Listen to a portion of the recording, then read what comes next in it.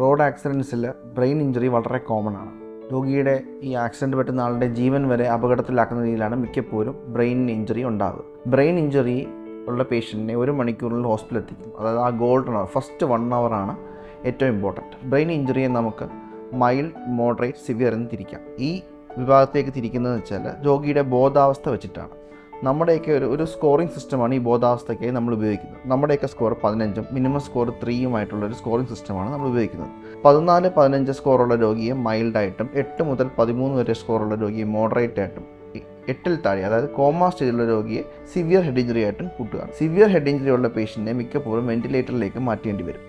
വെന്റിലേറ്ററിലേക്ക് മാറ്റിയ ശേഷമായിരിക്കും സ്കാനിങ്ങിന് കൊണ്ടുപോവുക. സ്കാനിന് ശേഷമാണ് ചികിത്സാ രീതി ഏത് വേണമെന്ന് നിശ്ചയിക്കുക. ബ്രെയിൻ ഒരു ക്ലോസ്ഡ് ബോക്സിലാണ്. അകത്ത് ഒരു പ്രഷർ കുക്കർ പോലെയാണ്.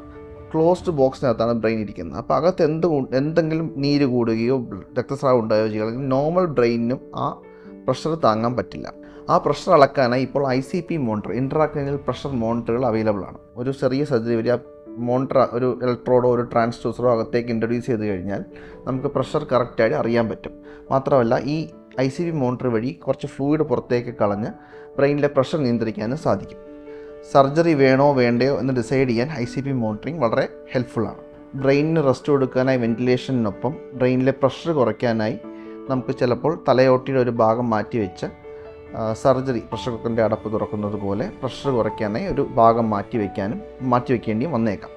സിവിയർ ഹെഡ് ഇഞ്ചുറി ഉള്ള രോഗിക്ക് ആഴ്ചകളോളം ICU കെയറും കാര്യങ്ങളും ആവശ്യമുണ്ടായിരിക്കാം. അതിനാൽ തന്നെ ഒരു ക്രിട്ടിക്കൽ കെയർ ഡോക്ടറുടെ സേവനവും ഈ ഹെഡ് ഇഞ്ചുറി പാർട്ടിൽ വളരെ ഇമ്പോർട്ടൻ്റ് ആണ്. അപകടനില, അതായത് ജീവനുള്ള ആപത്ത് തരണം ചെയ്തതിന് ശേഷം നമ്മൾ രോഗിയുടെ ചികിത്സ അവിടെ നിന്നാണ് ആരംഭിക്കുന്നതെന്ന് വേണമെങ്കിൽ പറയാം.